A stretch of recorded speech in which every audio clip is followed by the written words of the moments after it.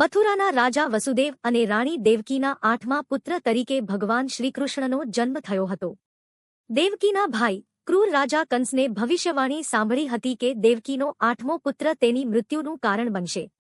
તેથી કંસે દેવકી અને વસુદેવને કેદમાં નાખ્યા અને તેમના સંતાનોને એક પછી એક મારી નાખ્યા.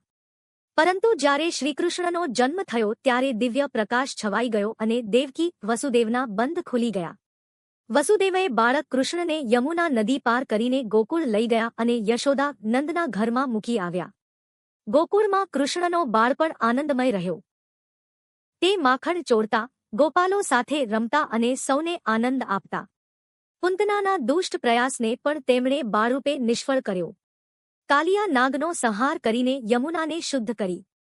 રાધા સાથેનું તેમનું અદ્ભુત પ્રેમબંધ સમગ્ર બ્રહ્માંડ માટે ભક્તિનો ઉદાહરણ છે. પછી કૃષ્ણએ ગોવર્ધન પર્વત ઊંચકીને ઇન્દ્રનો અહંકાર તોડ્યો અને ગોકુળવાસીઓને રક્ષણ આપ્યું.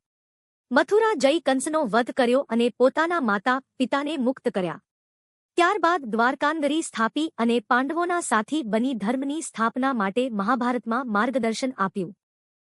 ભગવાન શ્રીકૃષ્ણે ગીતા દ્વારા વિશ્વને શીખ આપી, કર્મ કર, ફળની ચિંતા ન કર. તેમનું જીવન પ્રેમ, કરુણા અને ધર્મની રક્ષા માટે સમર્પિત હતું.